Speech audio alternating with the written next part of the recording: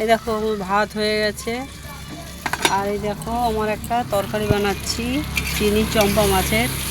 আমি জাস্ট আলুগুলো ছোটো ছোটো করে কাটলাম যেহেতু, আর মাছ বেগুনে বেশিরভাগ পোকা বেরিয়েছে, যার জন্য আমি ছোটো ছোটো করে বের করেছি আর বেগুনগুলো কেটেছি।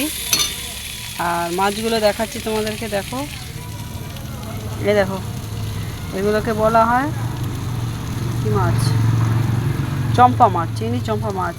আর এই দেখো এই চম্পা মাছের এটা কিন্তু ফেলতে হয়, যেটা আমরা এই না ফেলে দেবো এটায়। এগুলোকে ছাড়িয়ে একটুখানি গরম ভাপ দিলে সে আপনি নরম হয়ে যায়, তারপর এটাকে তুলে এটাকে ওটা ফেলে দিই।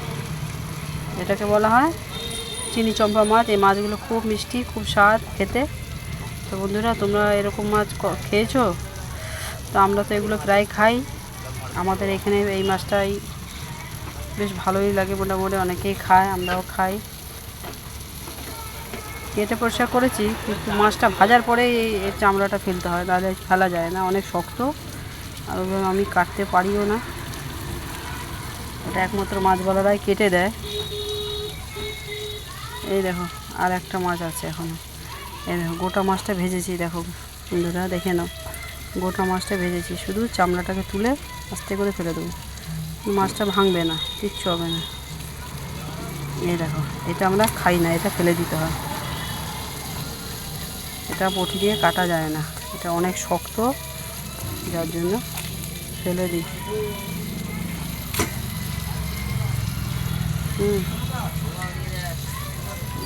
এই দেখো এটা ফেলে দিলাম, তো হয়ে গেল। তো এবার এটাকে, আর আমার এখানে তরকারিটা, এখানে মশলাটাকে ইসে করলাম, ভাজা ভাজা করলাম। এটার মধ্যে একটা বাটা মশলা করে নিয়ে এসেছি ঘর থেকে, সরষা পোস্ত বেটে নিয়ে আসছি।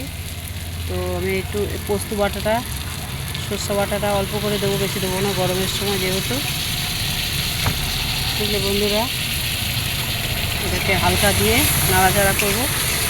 আর মশলা সবই দেওয়া হয়ে গেছে এর ভেতরে। আর বন্ধুরা, কেউ কিছু মনে করুন, আমার কড়াইটার ভিতরটা যা কালার হয়ে গেছে, পুরে পুরে কালো হয়ে গেছে। অবশ্যই এটা আমি চেষ্টা করছি খুব শীঘ্রই এটা পরিষ্কার করব, কেউ নিন্দা করো না কিছু। তো এই মশলাটা হালকা হালকা এখনও কষবে, একটু জল দেবো হালকা। দেখো বন্ধুরা, এই মাছটার মধ্যে এই টমেটোগুলো কেটে রেখেছিলাম, আর দুটো কাঁচা লঙ্কা চিড়ে দিয়ে দিলাম। এগুলো দিতে খেয়াল ছিল না প্রথমে, যাই হোক এবার তো নামানোর সময় হয়ে গেল। কাঁচা লঙ্কা দুটো চিড়ে দিলাম, আর টমেটোটা দিয়ে দিলাম, আর এটাকে একটু ঢাকা দিয়ে দিই, তারপরে নামাবো। হ্যালো, দেখো বন্ধুরা, এই দেখো আর একটা তরকারি বসিয়ে দিলাম। এই দেখো মিষ্টি আলু, শসা, কুমড়ো, পেঁপে, সজনা ডাঁটা, দেখো সাথে আবার আলু আছে, সব কিছু দিয়ে দেখো একটা পাঁচমিশালি তরকারি বানাচ্ছি। তো এটাকে এখন নুন দিয়ে দিয়েছি, আর সাথে বেগুনও আছে, এই বেগুনও আছে।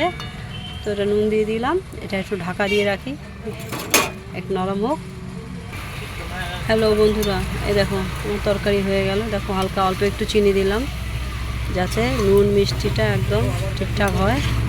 দেখো সব দেওয়া হয়ে গেছে, হালকা পোস্ত বাটা, সরষা বাটা দিয়েছি, হয়ে গেল। এটা এক ফোঁটাও জল দেবো না, এটা এরকম শুকনো শুকনোই বানাবো। তো আমার রান্না কমপ্লিট। কেমন হয়েছে অবশ্যই জানাবে কমেন্ট করে।